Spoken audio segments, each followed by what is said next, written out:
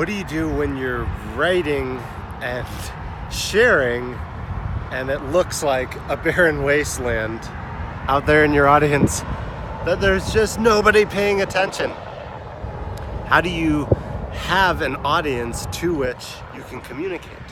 I'm out here in the middle of the desert to show you what it looks like to have no audience, and indeed to be speaking to nobody, but to still be able to embody your authentic voice and communicate that is actually what begins to attract an audience to you.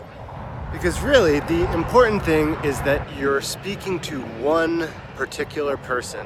When you're speaking into a camera, when you're doing media, when you're talking about your book, your business, your ambitions, your goals, your dreams, if it's not in the context of speaking to one person in particular, then you risk alienating everybody. But when you do find that one particular person to whom you're speaking and to whom with you're connecting at a deep level, then you can start to establish the relationship that turns into your audience.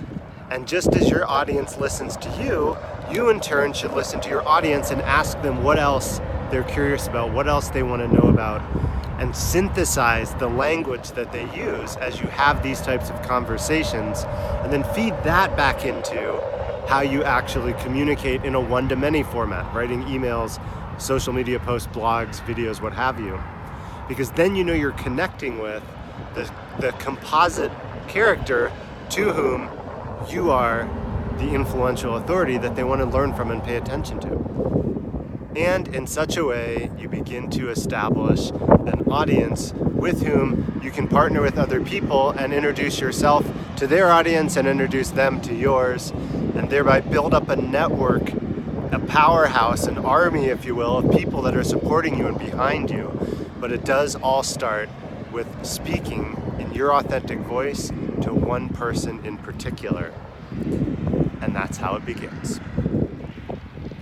And even though that's how it begins, where you go next, where you take your audience, where you lead your audience, and where they in turn inspire you to go, is entirely up to you.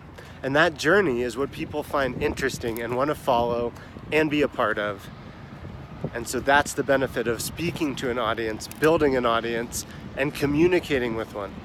You can never be alone if you can put your thoughts down or put a video down and know that you're reaching maybe tens, then hundreds, then thousands, then tens of thousands and hundreds of thousands of people. And that level of impact does something else for you. It further builds your credibility and authority to lead in a bigger, more powerful way.